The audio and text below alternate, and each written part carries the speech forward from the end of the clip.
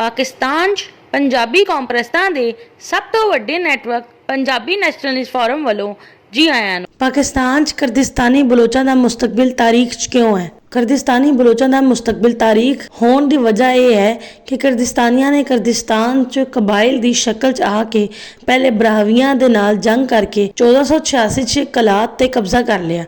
फिर मुगल बादशाह हुमायूं ने 1555 च करदिस्तानी बलोचां नूं पंजाबियां दी मज़ाहमत दा मुकाबला करन दे लई पंजाब च आबाद कीता ते इन्हां नूं वड्डियां जागीरां दित्तियां, जद कि इस सिलसिले नूं अंग्रेज़ां ने भी जारी रखिया। इस तरह पंजाब दे जनूबी इलाकिਆਂ च करदिस्तानी बलोचां दा कब्जा हो गया, जद कि 1783 च अब्बासी खलोड़ा दे नाल जंग करके करदिस्तानी बलोचां ने सिंध ते कब्जा कर लिया ते सिंध दे इलाके च जागीरां बनाना शुरू कर दित्तियां। पाकिस्तान दी सियासत, सहाफत, मिलिट्री ब्यूरोक्रेसी, सिविल ब्यूरोक्रेसी, सनत दे शोबे, तिजारत दे शोबे, हुनरमंदी दे शोबे, पाकिस्तान दे वड्डे वड्डे शहरां ते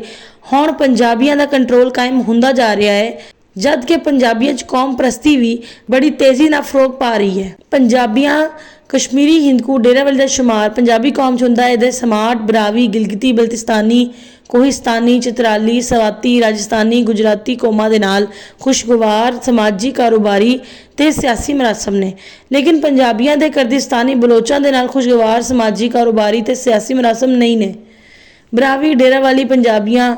रियासती पंजाबियां, मुल्तानी पंजाबियां ते समाट दे दीही इलाकिਆਂ च अपनी कबायली अफराधी कुवत दी बिनाह ते अपना कब्जा करन दे बाद तो लैके हुण तक करदिस्तानी बलोच दीही इलाकिਆਂ च ही अपनी कब्जागिरी ते बालादस्ती कायम कीते हुए ने। इस लई पाकिस्तान दे आबादी दे लिहाज तो 50 वड्डे शहरां च करदिस्तानी बलोचां दी किसी एक शहर च भी अक्सरियत नहीं है ते ना ही मुआश दे मुस्तकिल ज़राए ज़राअत, सनत, तिजारत ते हुनरबंदी दे शोबिਆਂ च करदिस्तानी बलोचां नूं महारत हासिल है, जद कि पंजाब च डेरावाली पंजाबियां, रियासती पंजाबियां, मुल्तानी पंजाबियां दी, बलूचिस्तान च ब्राहवियां दी ते सिंध च समाट दी करदिस्तानी बलोचां दे नाल मुहाज़राई च इजाफा हुंदा है, जिस दी वजह तो हुण करदिस्तानी बलोचां दा पंजाब, बलूचिस्तान ते सिंध च सियासी, समाजी, मुआशी मुस्तकबिल तारीख च ही नज़र आ रहा है।